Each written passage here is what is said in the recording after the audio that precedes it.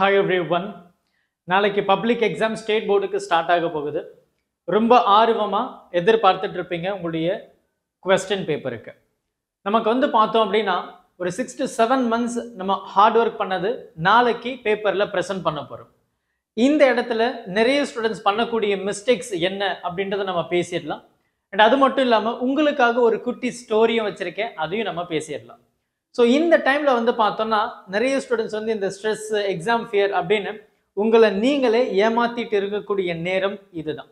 நீங்க நினைக்கிற மாதிரி எதுவுமே கஷ்டமா இருக்க போறது கிடையாது. நீங்க படிச்ச விஷயம்தான் உங்களுக்கு பேப்பர்ல வரப்போகுது. ஃபர்ஸ்ட் அந்த மைண்ட் செட்டை கொண்டு வந்துருங்க.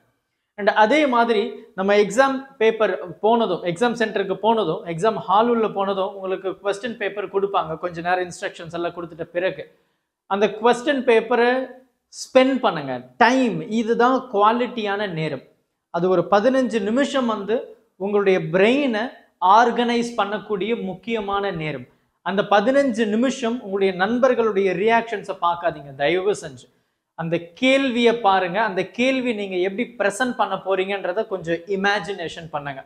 ஐன்ஸ்டீன் ரொம்ப அழகா சொல்லியிருப்பாரு, இமேஜினேஷன் வந்து ரொம்பவே பவர்ஃபுல்லான ஒரு விஷயம் அப்படின்னு சொல்லிட்டு. இமேஜினேஷன்ல தான் இப்போ நம்ம வாழ்ந்துட்டு இருக்கிறோம். டெக்னாலஜி எல்லாமே இமேஜினேஷன்ல வந்த ஒரு விஷயம்தான். அப்போ இமேஜினேஷன் அவ்வளோ பவர்ஃபுல். அப்போ அந்த கேள்வியை பார்த்ததும் அந்த கேள்விக்கான விடையை நீங்க எப்படி எழுத போறீங்கன்றத பாருங்க. ஒரு 10 கேள்வி இருக்கு அப்படின்னா அந்த 10 கேள்வியில 7 கேள்வி தெரியுது, 3 கேள்வி தெரியல அப்படின்றப்ப அந்த 3 கேள்வியை யோசிச்சு 7 கேள்வியை இழந்துடாதீங்க.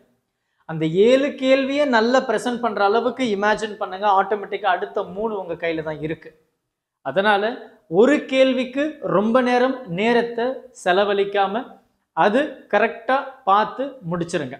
அதுக்கு ரொம்ப நேரம் டைம் எடுக்கிற மாதிரி இருக்குன்னா ஸ்பேஸ் விட்டு அடுத்த கேள்விக்கு போறது ரொம்பவே ஒரு பெட்டரான சாய்ஸ்.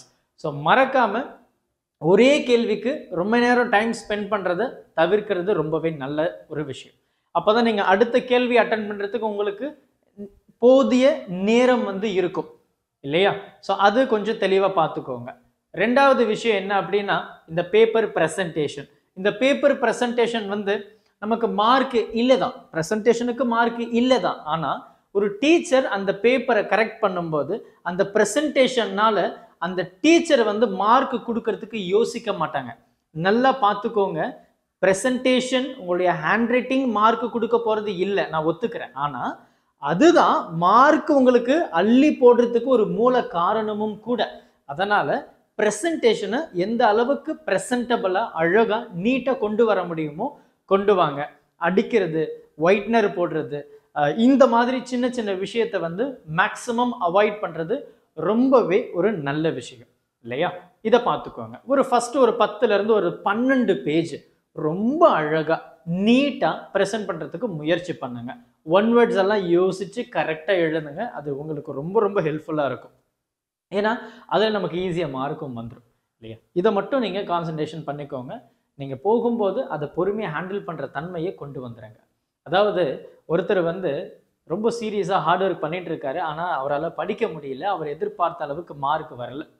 டீச்சர்ஸ் திட்டுறாங்க, அவர் கூடவே இருக்கக்கூடிய நண்பர்கள் திட்டுறாங்க, பேரண்ட்ஸ் திட்டுறாங்க, குறிப்பாக ரிலேட்டிவ்ஸ் ரொம்பவே திட்டுறாங்க. உன்னால் முடியாது, நீ வந்து எதுக்கு தான் படிக்கிறேன்னு சொல்லிட்டு ரொம்ப மோசமாக திட்டிட்டு இருக்காங்க. அவரும் முயற்சி பண்றாரு, ஆனா அவரால் முடியல.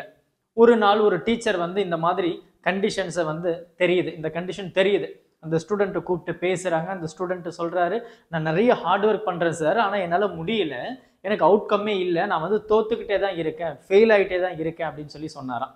அப்போ அந்த டீச்சர் வந்து மொபைல் ஃபோனில் இருக்கிற ஒரு சின்ன வீடியோ காமிச்சாராம். ஒரு பெரிய மேரத்தான் போகுது, அந்த மேரத்தானில் வந்து எல்லாரும் ஃபினிஷ் லைன் போகிறாங்க. பட் ஆனால் ஒருத்தர் வந்து ஃபினிஷ் லைன் போக முடியாமல் கீழே விழுந்துடுறாரு. கீழே விழுந்துட்ட பிறகு அவர் என்ன பண்ணுறாரு, அந்த ரேஸை அப்படி நிறுத்தலை, ஆனால் எழுந்திரிச்சு மறுபடியும் அந்த ஃபினிஷ் லைனை கிராஸ் பண்ணுறாரு. நம்ம என்ன பண்ணுறோம் அப்படின்னா, நம்மளால் கீழே விழுந்துட்டோம்னா நம்ம மறுபடியும் எழுந்திரிச்சு ஓட முடியாதுன்னு நினச்சிட்டு இருக்கிறோம். இல்லை, நம்ம எல்லாருமே என்ன அப்படின்னா, நீங்கள் என்ன ப்ராசஸில் இருக்கீங்கன்னு யாரும் பார்க்க போகிறது கிடையாது. நீ நைட்டு ஃபுல்லாக கண்முழிச்சு படிச்சியா, கேட்க போகிறது இல்லை. நீ டீச்சர்ஸ் கிட்ட திட்டு வாங்கிட்ட பிறகுதான் நீ மார்க் எடுத்தியா, கேட்க போகிறது இல்லை. நான் சரியா சாப்பிடல, கேட்க போகிறது இல்லை. நான் படித்து படித்து படித்து என்னுடைய மூளையே மங்கி போயிட்டு கம்ப்ளீட்டாக நான் நாலேஜ் ஃபுல்லாக நான் படிப்பில் தான் காமிச்சிருக்கிறேன், நான் வேறு எந்த ஒரு சந்தோஷத்தையும் அனுபவிக்கலை அது யாரும் கேட்க போகிறது கிடையாது. கடைசியாக கேட்கக்கூடிய ஒரே விஷயம் என்ன தெரியுமா? உன்னோட மார்க்கு எவ்வளோ. நீ கஷ்டப்பட்டாலும் சரி, கஷ்டப்படாட்டனாலும் சரி, உங்ககிட்ட கேட்க போகிற ஒரே கேள்வி உன்னுடைய மார்க் என்ன, அவ்வளோதான். ஸோ நீங்கள் இந்த டைமில் உங்களுடைய மைண்டை ப்ரிப்பேர் பண்ணாங்க. கண்டிப்பாக உங்களால் சூப்பர் மார்க் எடுக்க முடியும். நான் நம்புகிறேன். உங்களை நீங்கள் நம்புங்க. முதல்ல உங்களை நீங்கள் நம்புனீங்கன்னாவே போதும். பாதி ரேஸை நம்ம தாண்டின மாதிரி தான். ஸோ ஒரு ஆன்சர்ஸ் எழுதும்போது ரொம்ப ஈஸியாக இருக்கக்கூடிய ஆன்சர்ஸை எழுதுங்க. ரொம்ப கம்ஃபர்டபுளாக இருக்கக்கூடிய ஆன்சர்ஸை எழுதுங்க. எதுக்கு சார் நான் கம்ஃபர்டபுளாக இருக்கக்கூடிய ஆன்சரை முதல்ல எழுதணும் அப்படின்னு கேட்டிங்கன்னா, அது உங்களுடைய பிரெயினுக்கு வந்து ஒரு நல்ல ஒரு மோட்டிவேஷனை கொடுக்கும். எடுத்ததுமே நமக்கு நல்ல ஈஸியாக தெரிஞ்ச ஆன்சர் எழுதிட்டோம் அப்படின்றப்போ அந்த மைண்டு வந்து ஒரு கான்ஃபிடென்ட்டை கெயின் பண்ணும். அந்த கான்ஃபிடென்ட் வந்ததுன்னா ஆட்டோமேட்டிக்காக அடுத்தடுத்த கேள்வியை உங்களால் ஈஸியாக அட்டன் பண்ண முடியும். எடுக்கும்போதே என்னால் முடியாது, நான் ரொம்பவே ஸ்ட்ரகிள் ஆகக்கூடிய கேள்வியோட ஸ்டார்ட் பண்ணிங்கன்னா என்டையர் பேப்பர் வந்து அப்படி தான் இருக்கும். அதனால் ரொம்ப ஸ்ட்ராங்காக ஃபீல் பண்ணக்கூடிய ஆன்சர்ஸை எழுத முயற்சி பண்ணுங்க. அது உங்களை அடுத்த கட்டத்துக்கு ரொம்ப ஈஸியாக கொண்டு போகும். ஈவன் தோ அடுத்த கேள்வி ரொம்ப ஹார்டாக இருந்தாலும் நீங்கள் ஆல்ரெடி ஒரு கான்ஃபிடென்ட்டை உங்களுடைய பிரெயினுக்கு கொடுத்துட்டீங்கன்றதுனால அது ரொம்ப ஈஸியாக அடுத்தடுத்த கேள்வியை யோசிக்கிறதுக்கு முயற்சி பண்ணும். நல்ல ஞாபகம் வச்சுக்கோங்க, இதுதான் லாஸ்ட் சான்ஸ். அது எந்த சப்ஜெக்டாக இருந்தாலும் சரி, மறுபடியும் நீங்கள் படிக்க போகிறது கிடையாது. உங்களுடைய 12th மார்க்கை வந்து உங்களுடைய காலேஜ் அட்மிஷன்ஸுக்கு ரொம்ப ரொம்ப ஹெல்ப்ஃபுல்லாக இருக்கக்கூடிய மார்க்கு. தயவு செஞ்சு எந்த இடத்துல நீங்கள் கான்சன்ட்ரேட் பண்ணணுமோ அந்த இடத்துல பண்ணுங்கள். இந்த டைமும் நான் வந்து சோஷியல் மீடியாவில் தான் ரொம்ப ஆக்டிவாக இருக்க போகிறேன் அப்படின்னா அது உங்களுடைய நேரத்தை மட்டும் வீணடிக்கலை, உங்களுடைய வாழ்க்கையும் வீணடிக்குது அப்படின்றது நீங்கள் உங்களுடைய மனசில், உங்களுடைய மைண்டில் நல்லா ஞாபகம் வச்சுக்கோங்க. வியர்வை சிந்தாத உன்னாலும் மை சிந்தாத பேனாவாலும் எதையும் சாதித்திட முடியாது, இல்லையா? இன்னைக்கு இப்போ ஒரு டிசிஷன் ஸ்டார்ட் பண்ணுங்க. இன்னும் நமக்கு மெயின் சப்ஜெக்ட்ஸ் இருக்கு. இன்னைக்கு நீங்க எடுக்கக்கூடிய முடிவு உங்களுடைய தலையெழுத்தை நாளைக்கு மாற்றும். நேரம் ரொம்ப முக்கியம். கரெக்டா ஒவ்வொரு நேரத்தையும் வீணடிச்சுக்கோங்க. நம்ம ரேஸில் எப்படி போறன்றது யாரும் கேட்க போறது கிடையாது, நீ எப்படி முடிச்சன்றது தான் கேட்பாங்க. ஸோ ரேஸில் கீழே விழுறதும் இருக்கும், மேலே போகிறதும் இருக்கும், பின்னாடி வர்றதும் இருக்கும், முன்னாடி போகிறதும் இருக்கும், பின்னாடி வர்றதும் இருக்கும். ஆனால் நீ ஃபினிஷ் லைன் முடிச்சியா இல்லையான்றது தான் அவன் கேட்குற கடைசி கேள்வியாக இருக்க போகுது. So whatever the setbacks you had, அது எல்லாமே உங்களை ஃபார்வர்டில் மூவ் பண்ணுறதுக்காக மட்டும்தான். ஸோ ஞாபகம் வச்சுக்கோங்க. இது உங்களுக்கு ரொம்ப ரொம்ப ஹெல்ப்ஃபுல்லாக இருந்திருக்கும்னு நினைக்கிறேன். உங்களுடைய நண்பர்களுக்கும் இந்த வீடியோவை ஷேர் பண்ணிடுங்க.